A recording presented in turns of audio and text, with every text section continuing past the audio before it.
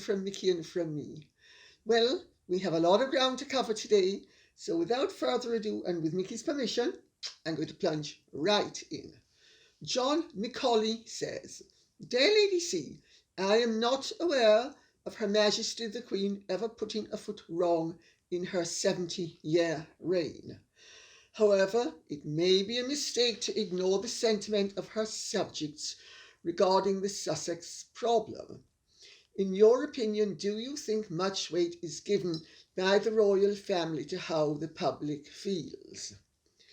John Macaulay, that's an excellent question, and I can answer it very simply. The fact of the matter is the royal family is extremely concerned, and they actually do, in fact, go to great lengths to listen to what people have to say and how people feel. They are very attuned to public opinion. They also have guiding principles with which they conduct their lives and by which they conduct the business of the firm. There are distinctions to be made between the public and the private, between the personal and the state. And these are all issues which are factored into the equation. I honestly think that the public can complain justifiably about some things, but not about the fact that the royal family have listened very carefully to the public outcry against Harry and Meghan being included in the official functions, in particular on the balcony at Buckingham Palace. In the last video, I read out a comment from somebody congratulating me for the part not only that I played, but that all of you played in being extremely vociferous about what we regarded as acceptable and unacceptable. And there is no doubt that the palace have listened to the comments and that they were very quick to not only respond, but to clear up the mystery and make it absolutely clear that Harry and Meghan will not be taking part in any of the official ceremonies. Now, having said that, it is also the Queen's private life that she is the Queen, but she is also a mother, a grandmother, and a great-grandmother. And if she wishes to have her family around her when she is celebrating a unique occasion, and she wishes for people we do not regard as commendable, but she might or does love, to want to include them in her private celebrations. I'm sorry, she didn't surrender her rights as a human being, as a wife or as a mother or as a grandmother or as a great-grandmother when she acceded to the throne. You know, her citizens are not her dictators. And if she is good enough to respond to our concerns, I think we ought to be good enough to reciprocate and to allow her to do things that we don't want her doing publicly, but that we do not have a right to prevent her from doing privately.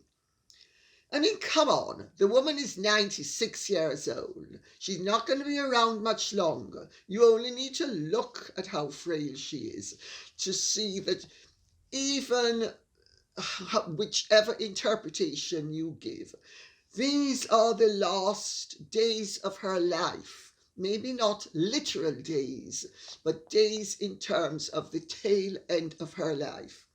If she wants to have a recalcitrant son, and if she wants to have a disgusting and reprehensible grandson who has mental and personality problems by his own account. Drink, drugs, obviously they have affected his brain, such as he had. And his marital choice has been deplorable, but it was his choice. And Meghan Markle, for better or for worse, is still the Queen's great granddaughter-in-law. And she is officially the mother of the Queen's 2 great-grandchildren. And if she, the Queen, wants to see her great-granddaughter and pet namesake, who are we to say that she can't? I mean, come on, let's get real. I mean, it's just beyond belief that anybody would feel that they have the right to demand that she shouldn't be queen if we are not allowed to terrorize her in her choices. I hope I've made it clear, because that's my sentiment on the subject. Democrats forever says, Lady C, I saw Valerie Biden Owens, President Biden's sister, being interviewed by Gayle King. She's supportive of Meghan Markle running for president. I can't think of serious Democrats going along with that playbill. What are your thoughts? I remember when your book came out, you were given serious flack for saying that was her ambition, yet now you're being vindicated by the president's sister. How does that make you feel? Well, Democrats forever. I love some of these names. I have to tell you, I love to see people eating crow. I really do. And it has been my great delight for the last 30 years, ever since I wrote and published my first royal book, to see all those court correspondents and royal journalists who attack me because I'm chatting nonsense, and then it turns out what I said was right. I love when they eat crow. How does it make me feel? Wonderful. It makes me feel wonderful. I'm not going to pretend. I am vengeful enough to want to see them eating crow, especially as how they are such frauds and phonies that as they swallow it, they say, grouse, grouse, wonderful grouse, as if they've ever eaten grouse in their lives. As for my thoughts on Meghan Markle and the whole business of Valerie Biden Owens giving an interview and saying that she's supportive of Meghan Markle running for president, I have to tell you that wasn't actually quite my take on it, because I had to look at it and I had to see what was going on. And I do not think that Valerie Biden Owens was flying a kite for Meghan to become president. Let's remember, Gayle King is in bed with Oprah, who is in bed with Sunshine Sachs, who are in bed with Meghan and Harry. They're all bed companions. Gayle King is the one who asked the question. I could be wrong, but I actually felt that Gayle King was slightly ambushing Valerie Biden Owens by asking the completely non sequitur of a question. But Meghan's PR people, and we can include Gayle King in that number, They do not want Meghan and Harry to crash and burn. And they see that Meghan and Harry have fallen from the sky, their wings are on fire, they are crashing and burning. She's just been dumped by Netflix. No matter which way she presents it, it is an ignominious failure. So what do? Come up with a distraction technique. Oh, Meghan for president. Yeah, it enhances her saleability. It adds to her seriousness, to her prestige. It makes her more marketable. I actually felt that Gayle King ambushed, that's right, ambushed Valerie Biden-Owens by asking the question, what was the woman going to say? Don't be ridiculous. I mean, who ever heard of anything more stupid than that pretentious piffler running for president? I mean, it's almost as bad as my brother-in-law's vice president. What's her name again? Kamala Harris.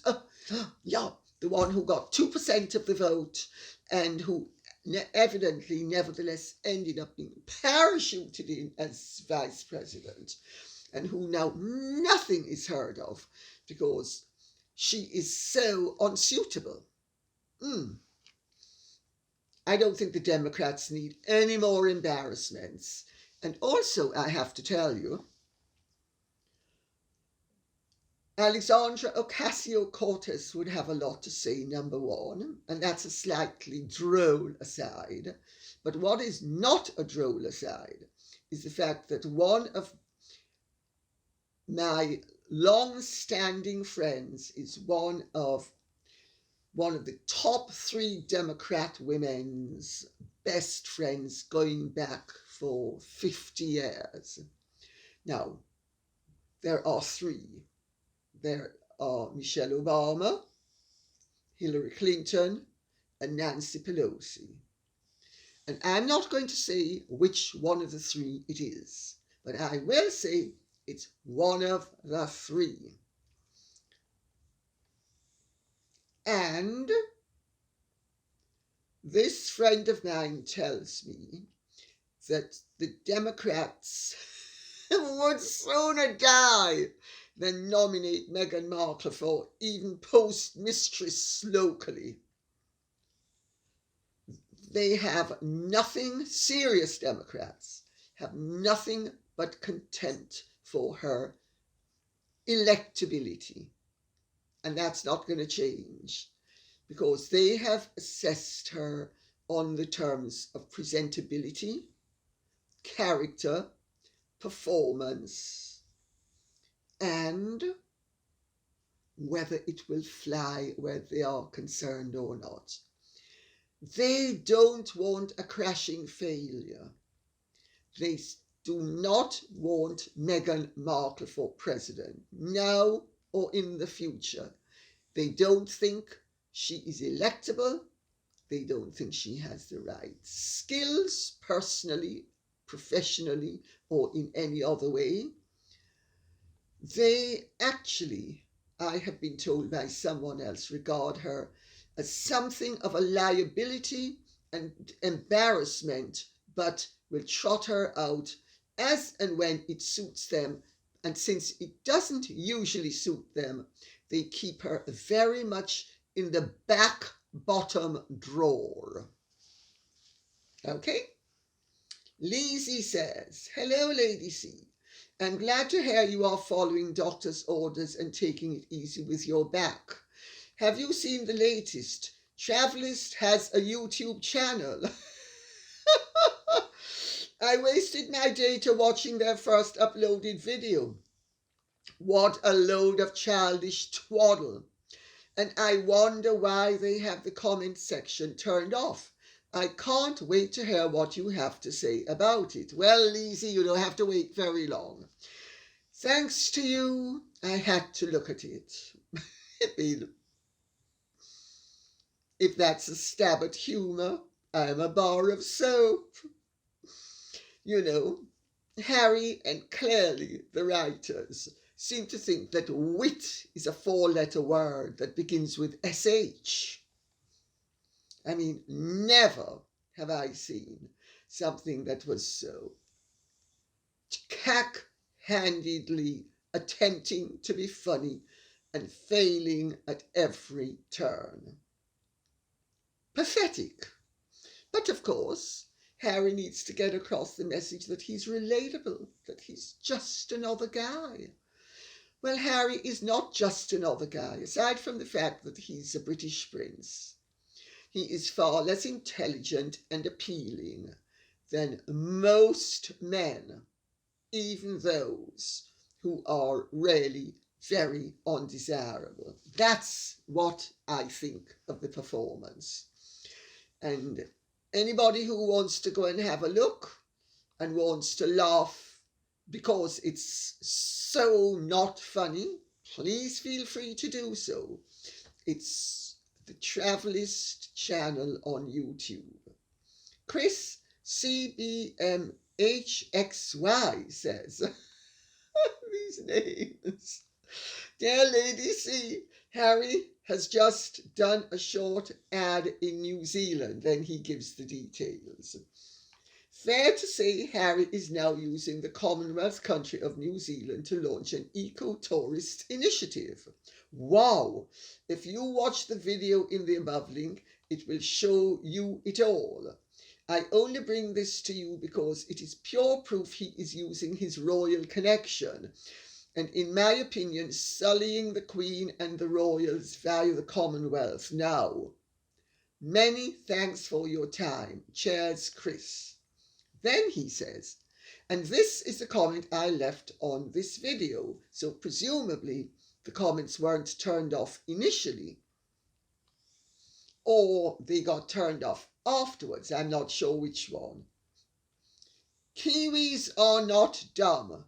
If you have decided to try to finance yourself using your royal connections, which you are trashing at every opportunity, don't try peddling your wealth package to the Maori people by speaking the language so condescendingly. Be honest and tell people your initiatives are your way of making money for you and your wife. When the Queen and the working royals bring initiatives to the Commonwealth countries, they do it for the people, not for themselves. You are no longer a working royal. Be honest. Tell the people this is your personal project. Scammers. I couldn't have said it better myself. Thank you very much for that. Thank you for the message. I think Harry ought to sue you for defamation because it's not for him and for Megsy Baby. And the fact that Travalyst is not a charity, but is a non-profit that allows 95% of admin and expenses doesn't mean that he's not sacrificing nobly. And therefore, I think you're being very cynical. And I would be very sarcastic if I were not deadly serious in saying, I think H&M are wonderful. Has been and never was are just superb. Superb. They're just the most wonderful people on earth. I mean, nobody can compare with them in terms of open-heartedness. Don't take my word for it. Ask Thomas Markle. Ask her Uncle Mike. Ask her Johnson uncles. Ask her Raglan family. Ask her sister Samantha in a wheelchair who's never got an ounce of compassion, although she peddles it, one act of compassion at a time. I think what Meghan and Harry don't understand is that compassion isn't a word that means passionate for money. And it isn't about duping the public into thinking they're noble and wonderful when we can see right through them as the snake oil merchants which they are. Scammers, you've said it.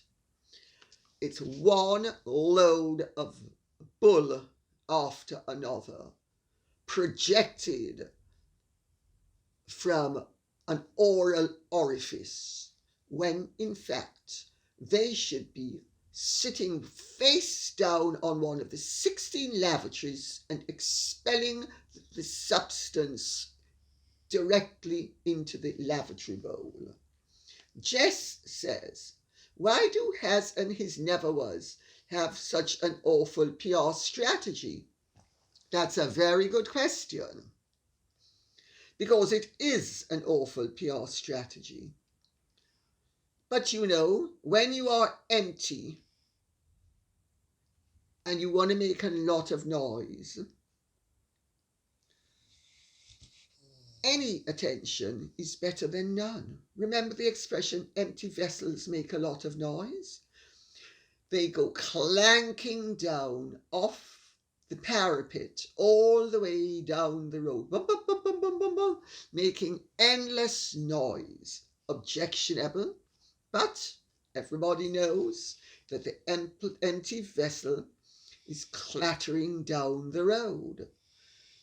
To them, it would appear that any attention is better than none, and they haven't yet figured out that people don't like them because they are deeply unlikable.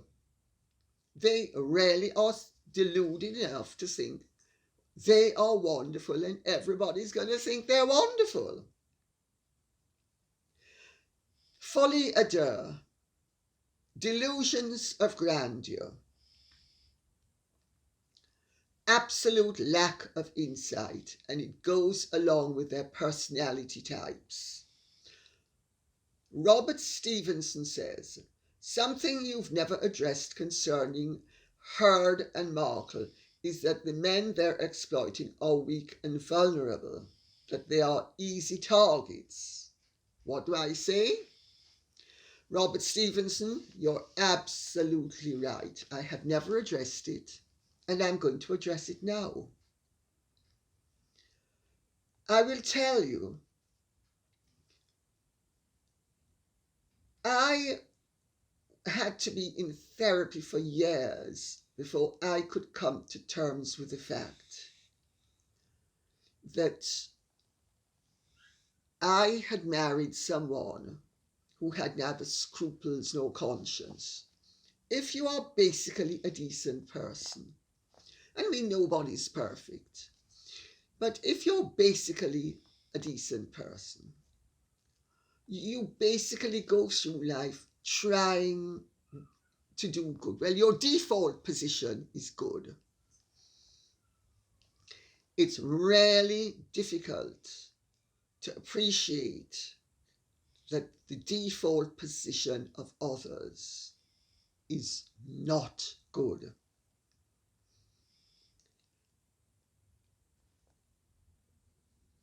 The Markles and the Heards of this world. I'll actually put it the way my therapist put it with me and my ex-husband. He said, sharks like sweet meat. Sharks don't want tough meat. They want sweet meat. Yes, the Markles, the Heards, and the Colin Campbells of this world target people who they can see are nice and kind and decent.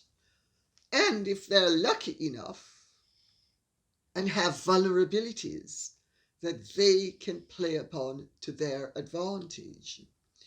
But even if their victims don't have vulnerabilities, they are chosen not for their vulnerabilities, but for their advantages, for the assets that they have that will advance the ambitions of the shark that is going to devour them. We are supply. We are not human beings. We are just supply.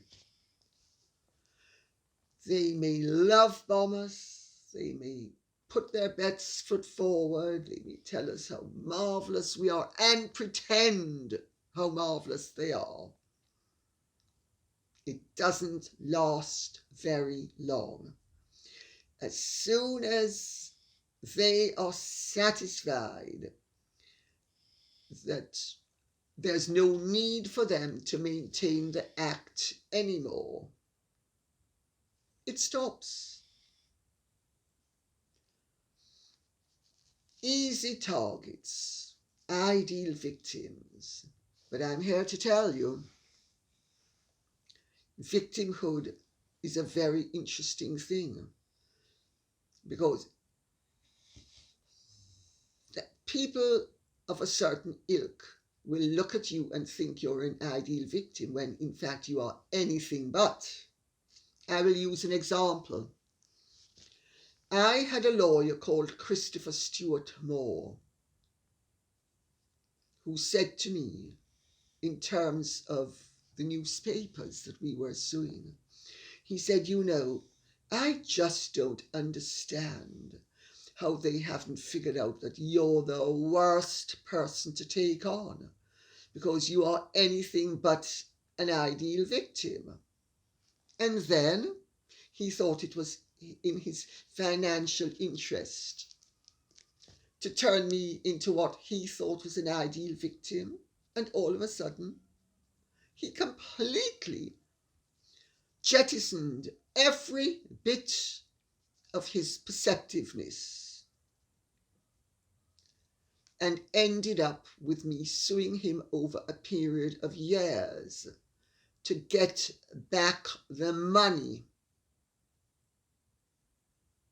that should have gone to me and didn't.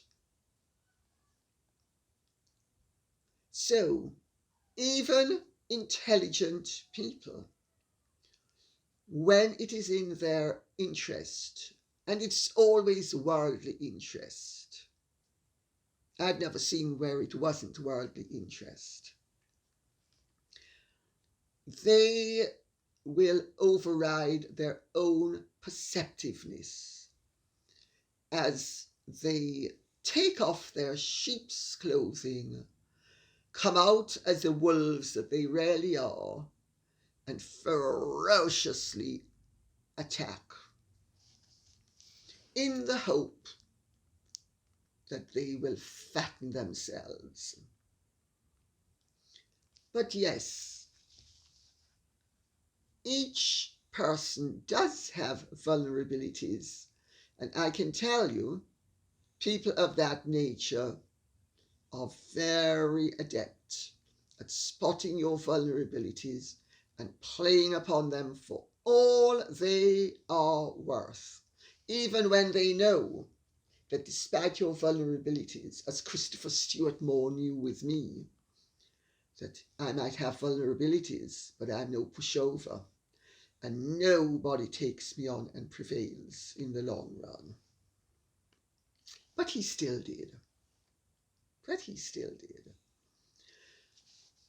And I'll tell you, Johnny Depp and I share something in common. Both of us, when we realized that we were up against totally unscrupulous, pathological, sadistic liars, tried to have clean divorces, both of us struck agreements that were clean, and both of our exes then went back on their word, because both of us made the mistake of thinking that the shark could actually be tempted to not continuing to devour. My mistake with my ex-husband wasn't in doing the decent thing, My mistake was not suing him for libel in 1975 when I sued the newspapers. And my other mistake was in 1995 when I settled with the other newspapers for the umpteenth time. And by that point, I had sued him as well. I allowed them to settle and didn't continue suing him. I should have driven a stake through the whole of his being. That's what I should have done. And I didn't. But people like that, they can't help themselves.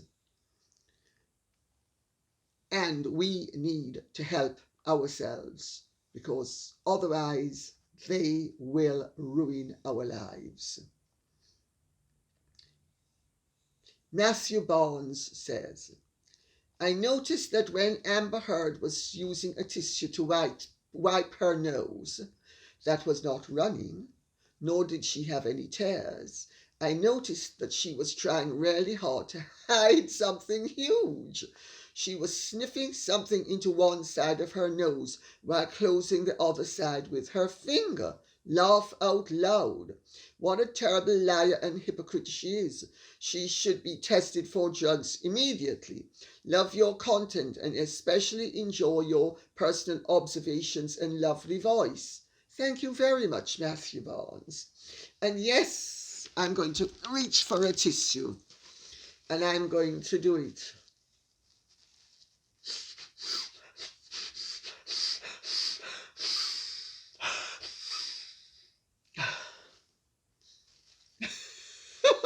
I saw it.